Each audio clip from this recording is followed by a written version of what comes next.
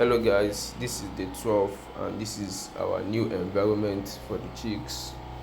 So today we'll be transferring the chicks from their previous brooder house down to this new brooder house.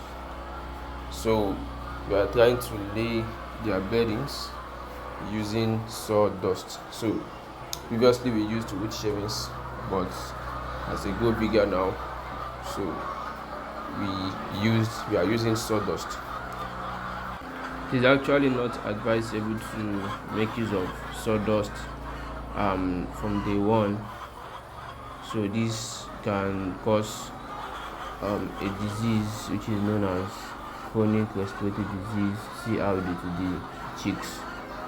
So you need to avoid making use of sawdust from day one.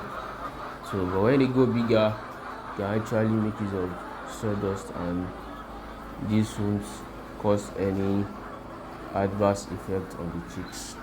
This space will actually make them go bigger as they run here and there. So this is our method in transferring the chicks from one brooder house to another. So we actually put quite a number of them in a bath, and this method is less stressful and is very easy for we and also for the chicks. So it's very less stressful. Another method is carrying the chicks using their leg, but one have to be careful while doing that because this can cause the chicks from having leg problem. So once you are making use of that method, you need to be very careful. But I can assure you that this bath method is actually simple and okay for me and for the birds. So I don't used to record any mortality while transferring the chicks from one brooder house to another. Here we are done transferring the chicks from this brooder house and is ready for cleaning. So today the birds are actually going to start with their COCCIDIOSTAT, which they are going to use for the next 5 to 7 days before using their second bongo. We are done transferring the birds from their previous brooder house down to their new brooder house. You can see how happy they are. They are very healthy. So kindly see their reaction and how the birds are doing.